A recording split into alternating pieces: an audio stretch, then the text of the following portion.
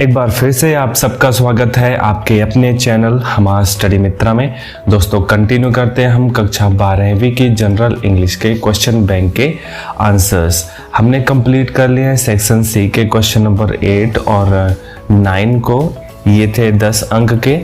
अभी हम देख रहे हैं सेक्शन बी जो कि राइटिंग स्किल्स का है। इसके क्वेश्चन नंबर 3 के जितने भी प्रश्न थे उनके आंसर हमने देख लिए। पोस्टर, नोटिस और एडवर्टीजमेंट ये हम देख चुके हैं। इस वीडियो में हम देखेंगे राइट अप और रिपोर्ट राइटिंग जो कि 6 मार्क्स हमें देगी, 6 अंक देगी हमें। शुरू करते हैं।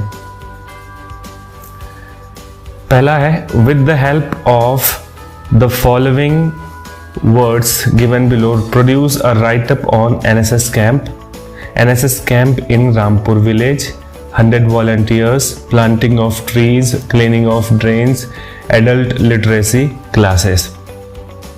तो ये जितनी भी चीज यहाँ पे दी है इन चीजों का इस्तेमाल करते हुए हमें एक राइट अप बनाना है। राइट अप का मतलब ये है एक हमें पैराग्राफ लिखना है। इसके ऊपर हमारी हेडिंग क्या रहेगी? एनएसएस कैंप, ठीक है। और ये 1 2 3 4 5 जितने भी पॉइंट्स थे यहाँ पे, इन सभी पॉइंट्स को हमको उस पैराग्राफ में इंक्लूड करना है, समाहित करना है। तो चलिए देखते हैं कैसे करेंगे। हमारी हेडिंग यहाँ पे होगी एनएसएस कैंप, हेडिंग। अब हेडिंग के नीचे पूरा हम यहाँ पे विवरण देंगे, उसका राइट अप लिखेंगे पूरा। क्या रहेगा देखते हैं। चलिए ये चीजें बताने से पहले एनएसएस के बारे में बता देते हैं कि एनएसएस होता क्या है। एनएसएस का फुल फॉर्म होता है नेशनल सर्विस स्कीम, यानी राष्ट्रीय सेवा योजना। ये एक सामाजिक संस्था है जो खेल और युवा कल्याण विभाग भारत सरकार द्वारा चलाई जाती है। और इसके अंतर्गत कॉलेज या फिर स्कूल्स में कुछ यूनिट्स खोल दी जाती है और वहाँ पे सामाजिक काम होते हैं, समाज की भलाई के काम होते हैं। तो ऐसा ही एक कैंप आयोजित किया गया था, उसके बारे में हम बताते हैं। The NSS unit of government higher secondary school Katni organised a camp at Rampur village. तो रामपुर विलेज में government higher secondary school Katni की एनएसएस यूनिट ने एक कैंप ऑर्गेनाइज किया। The camp lasted for a week. तो जो कैंप था वो 1 हफ्ते चला। There were 100 volunteers in the camp और उस कैंप में 100 volunteers थे, 100 स्वयं सेवक थे। वॉलंटियर्स मतलब ऐसे सेवक जो स्वेच्छा से काम करते हैं, उनको पैसों का कोई लालच नहीं होता, स्वेच्छा से काम करते हैं। They were divided into 5 groups and each group was given task। तो जो 100 वॉलंटियर्स थे इनको 5 ग्रुप में डिवाइड किया गया और प्रत्येक ग्रुप को कुछ न कुछ टास्क दिया गया, काम दिया गया। फर्स्ट ऑफ ऑल, सबसे पहले 200 सैपलिंग्स वर प्लांटेड। 200 पौधे रोपित किए गए, प्लांट किए गए। Plants were distributed by the sarpanch of the village. तो ये जो प्लांट्स थे सरपंच ने, गांव के सरपंच ने डिस्ट्रीब्यूट किए थे, बांटे थे। On the 4th day of camp volunteers cleaned the drains of the village and gave a message of cleanliness to the villagers। तो चौथे दिन, कैंप के चौथे दिन जो वॉलंटियर्स थे उन्होंने नालियां साफ करी और गांव वालों को स्वच्छता का संदेश दिया।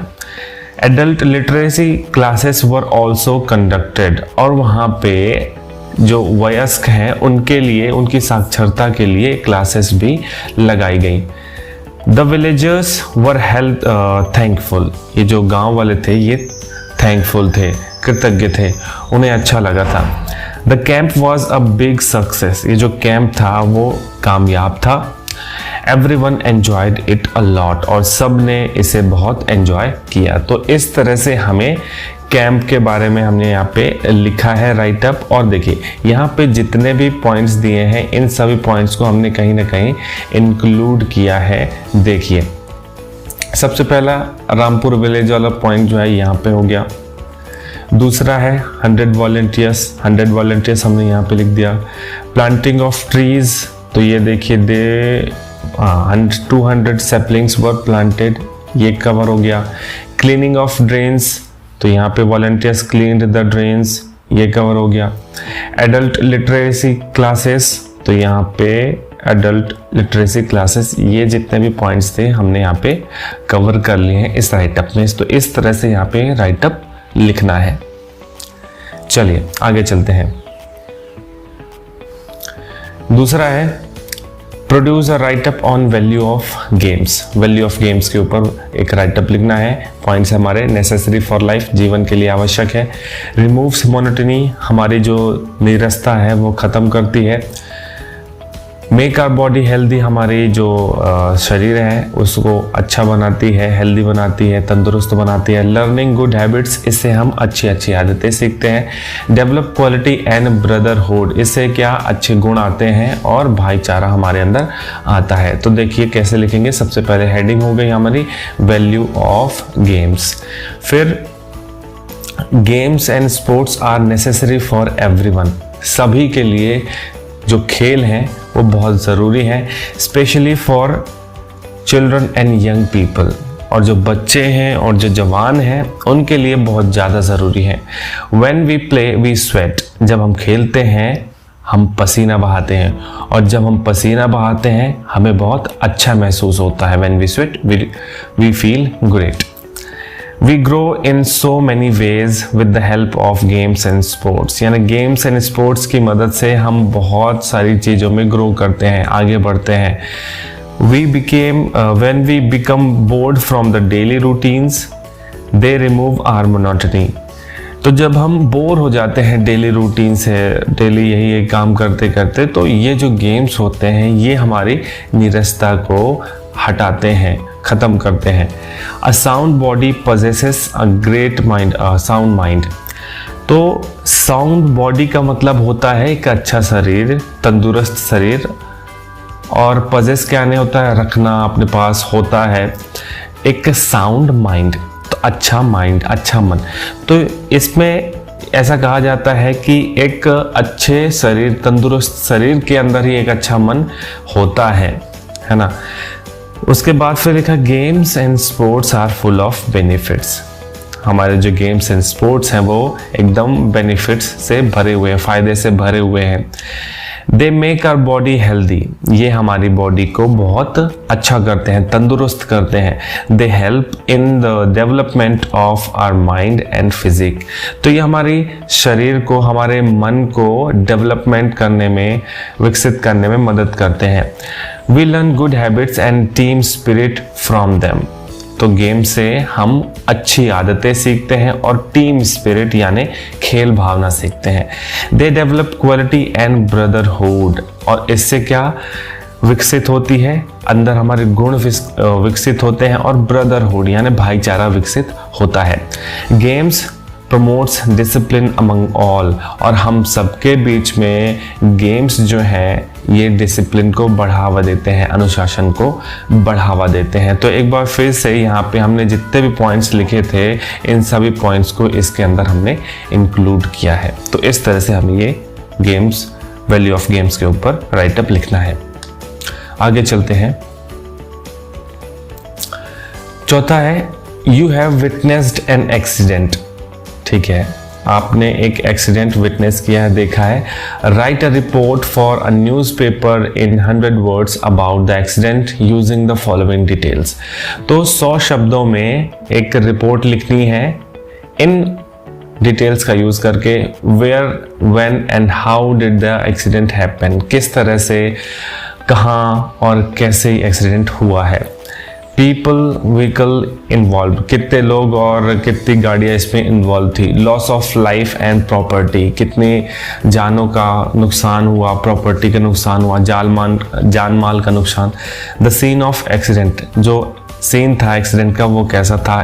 डिटेल्स ऑफ कैजुअलिटीज, डेथ्स, कितने घायल हुए, कितने मृत हो गए, इन सब की डिटेल। इंजर्ड और हॉस्पिटलाइज, कितने लोग कुछ ज़्यादा ही घायल हो गए और हॉस्पिटलाइज कितने लोगों को किया गया है, इनके ऊपर हमको एक रिपोर्ट लिखनी है। तो चलिए देखते हैं कैसे हम रिपोर्ट लिखेंगे।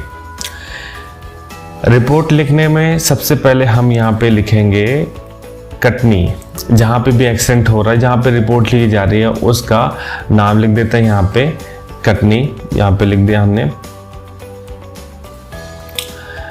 15 अप्रैल 2013 द टाइम्स ऑफ इंडिया, जो न्यूज़पेपर हमारा वह है टाइम्स ऑफ इंडिया। तो हमने जगह का नाम लिख दिया, डेट लिख दिया और उसके बगल में जो न्यूज़पेपर है हमारा वो लिख दिया हमने। उसके नीचे ये हो गए हमारा हेडिंग, कैची हेडिंग होगी एकदम, जैसे न्यूज़पेपर में देखते हैं 2 वाहन में भिड़ंत, 1 की मौत, 20 घायल, ऐसे करके जैसे न्यूज़पेपर में देखते हैं उसी तरह से यहाँ पे हमें एक हेडिंग बनानी है। तो हेडिंग क्या हो गई, school bus collided with a truck, 2 died 20 injured, यानी स्कूल बस एक ट्रक से भिड़ गई, 2 मर गए और 20 घायल हो गए। फिर यहाँ पे हम आगे देखते हैं, Katni is not safe these days, Katni जो है इन दिनों सेफ नहीं है। Various accidents are reported every day on the roads of the city, यानी विभिन्न एक्सीडेंट की रिपोर्ट आती रहती हैं न्यूज़पेपर में इन दिनों शहर की सड़कों पर। A school bus collided with a truck coming from the opposite direction, और एक स्कूल बस भिड़ गई दूसरी तरफ से आ रही एक ट्रक से। The accident took place at Mission Chowk, जो एक्सीडेंट था वो मिशन चौक में हुआ। The truck driver lost control of the truck which was running at a high speed, तो जो ट्रक ड्राइवर था उसने कंट्रोल खो दिया जो कि एक हाई स्पीड में दौड़ रहा था truck. The driver of the bus try to take a sharp turn, तो जो ड्राइवर था वो एकदम बारीक टर्न लेना चाहता था। The truck was toppled over, और जो ट्रक था वो पलट गया। The conductor and a school boy died on the spot, उस बस का जो कंडक्टर था वो और एक स्कूल का लड़का वहाँ पे ऑन द स्पॉट खत्म हो गया। 20 स्टूडेंट्स रिसीव्ड मेजर इंजरीज, 20 बच्चों को बहुत ज़्यादा क्षति पहुंची है, बहुत ज़्यादा इंजर हो गए हैं, गंभीर चोटें आई हैं। They were admitted to a nearby hospital, और उन सबको पास के ही एक हॉस्पिटल में भर्ती कराया गया। The ambulance arrived with in 15 minutes, ambulance 15 minute के अंदर आ गई। It was a serious accident, ये जो था ये बहुत गंभीर एक्सीडेंट था। और लास्ट में आप अपना नाम लिख दीजिए कि रिपोर्ट कौन लिख रहा है। रिपोर्ट लिख रहा है मुकेश कुमार, और इनका डेजिग्नेशन क्या है, सिटी रिपोर्टर, ये है सिटी रिपोर्टर। तो इस तरह से हमने यहाँ पे रिपोर्ट लिखनी है, जगह का नाम, डेट और न्यूज़पेपर का नाम, क्योंकि यहाँ पे न्यूज़पेपर के लिए बोला है। स्कूल बस कलिडेड, ये हमारी हो गई हेडिंग, ये पूरा मैटर हो गया हमारा, और यहाँ पे हमने लिख दिया नाम रिपोर्ट तैयार करने वाले का। तो इस तरह से हमने यहाँ पे रिपोर्ट तैयार करी। आगे चलते हैं, चौथा है you are Kamal, as a responsible citizen you have organised a campaign on say no to polythene bags. तो आपने एक कैंपेन चालू किया, मुहिम चालू की है से नो टू पॉलीथीन बैग्स के ऊपर इन योर लोकेलिटी, आपके लोकेलिटी में, आपके स्थानीय जगह पे। Write a report using the following inputs, campaign in our locality, तो इन इनपुट का यूज़ करके आपको ये जो रिपोर्ट है वो लिखनी है। क्या क्या है, कैंपेन इन आर लोकेलिटी, यानी हमारी लोकेलिटी में, हमारी स्थानीय जगह पे हमने एक मुहिम चालू करी। डिजास्ट्रस इफेक्ट ऑफ पॉलीथीन, यानी जो पॉलीथीन के भयानक प्रभाव हैं उनको इंक्लूड करना है। Chokes the sewage system, polythene क्या करती है, चोक करती है सीवेज सिस्टम को।